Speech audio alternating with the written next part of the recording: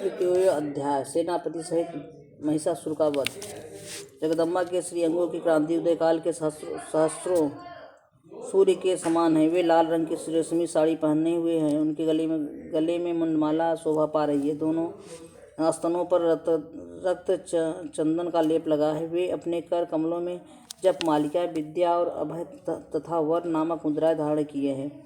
3 नेत्रों से सुशोभित मुखारविंद की बड़ी शोभा हो रही है। उनके मस्तक पर चंद्रमा के साथ ही रत्नमय मुकुट बंधा है तथा वे कमल के आसन पर विराजमान है। ऐसी देवी को मैं भक्तिपूर्वक प्रणाम करती हूँ। ऋषि कहते हैं, दैत्यों की सेना को इस प्रकार तहस नहस होते देखकर महादैत्य सेनापति चिच्छुर क्रोध में भरकर अंबिका देवी से युद्ध करने लगे। आगे बढ़ा वह असुर रणभूमि में देवी के ऊपर इस प्रकार बाणों की वर्षा करने लगा जैसे बादल में मेरुगिरी के शिखर पर पानी की धार बरसा रहा हो। तब देवी ने अपने बाणों से उसके बाण समूहों को अनायास ही काटकर उसके घोड़े और सारथी को भी मार डाला।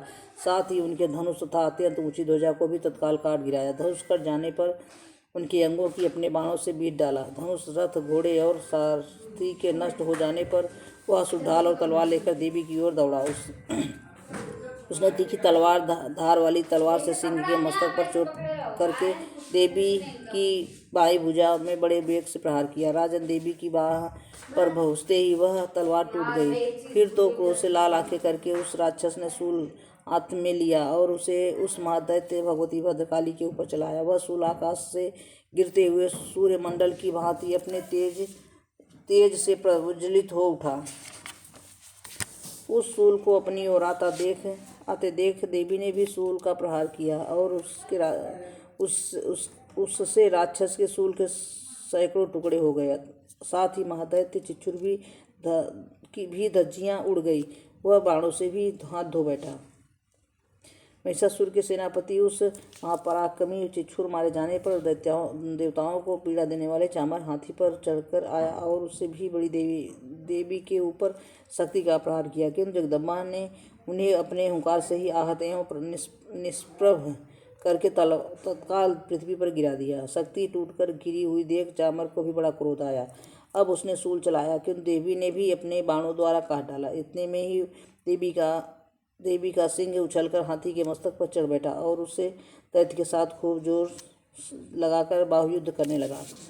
अत्यंत क्रोध में भरकर एक दूसरे पर बड़े भयंकर प्रहार करते हुए लड़ने लगे। तदंतर सिंह बड़े वेग से आकाश की ओर उछला और उधर से गिरते समय उसने पंजों की मार से चामर का सिर धड़ से अलग कर दिया। इस प्रकार उदग्र भी शिला और वृक्ष आदि की मार खाकर रणभूमि में देवी के हाथ मारा गया तथा कराल भी दांतों, मुक्कों और थप्पड़ों की चोट से धराशायी हो गया।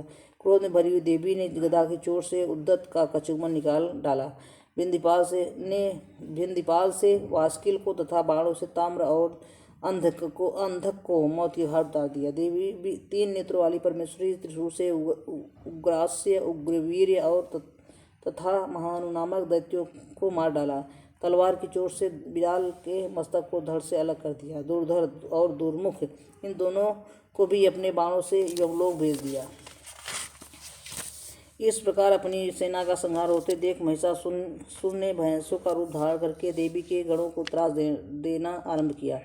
किन्हीं को थूथून से मारकर, किन्हीं को खुरों का प्रहार करके, किन्हीं को पूंछ से चोट पहुंचाकर, कुछ को सिंगों से विदीर्ण करके, कुछ गणों को वेग से, किन्हीं को सिंहनाद के, कुछ को चक्कर देकर और कितनों ही निश्वास वायु से झोंकों से धराशायी कर दिया। अब इस प्रकार गणों की सेना को गिराकर वह असुर महादेवी सिंह के मारने के लिए झपटा। इससे जगदम्बिका को बड़ा क्रोध हुआ। उधर महापराक्रमी महिषासुर भी क्रोध में भरकर धरती को खुरों से खोदने लगा तथा अपनी सिंगों से ऊंचे ऊंचे पर्वतों को उखाड़कर फेंकने लगा। उसके वेग से चक्कर देने के कारण पृथ्वी क्षुब्ध होकर फटने लगी। उसकी पूंछ से टकराकर समुद्र भी चारों ओर धरती को डुबोने लगा। हिलते हुए सिंगों के आघात से विदीर्ण होकर बादलों के टुकड़े टुकड़े हो गए। उसके श्वास की प्रचंड वायु के वेग से उड़े हुए सैकड़ों पर्वत आकाश से गिरने लगे। इस प्रकार क्रोध में भरे हुए उस महादैत्य को अपनी ओर आते देख चंडिका ने उसका वध करने के लिए महान क्रोध किया। उन्होंने पास फेंककर उस महान असुरों को बांध दिया। उस महासंग्राम में बच जाने पर उसने भैंसे का रूप त्याग दिया और तत्काल सिंह के रूप में प्रकट हो गया अवस्था में जगदम्बा ज्यों ही उसका मस्तक काटने के उद्यत हुई त्यों ही वह खड्गधारी पुरुष के रूप में दिखाई देने लगा। तब देवी ने तुरंत ही बाणों की वर्षा करके ढाल और तलवार के साथ उस पुरुष को भी बीट डाला।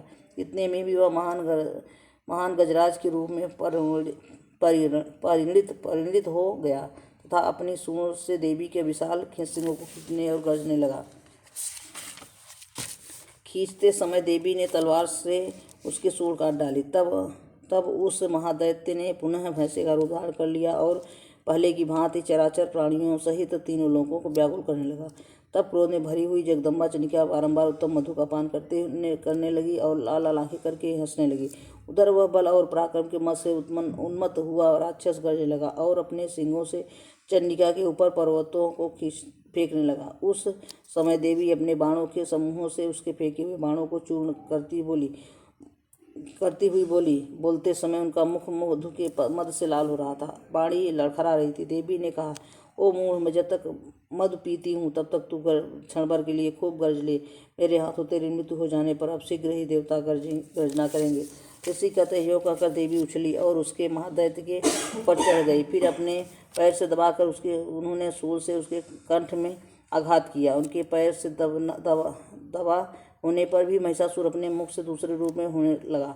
अभी आधे शरीर से ही बाहर निकल पाया था कि देवी ने अपने प्रभाव से रोक दिया। आधा निकला हुआ होने पर भी वह महादैत्य देवी से युद्ध करने लगा। तब देवी ने बहुत बड़ी तलवार से उसका मस्तक काट गिराया। फिर तो हाहाकार करती हुई दैत्य की सारी सेना भाग गई तथा संपूर्ण देवता अत्यंत प्रसन्न हो गए। देवताओं ने दिव्य महर्षियों के साथ दुर्गा देवी का स्तवन किया। गंधर्व राज गाने लगे, अस्परा नृत्य करने लगी।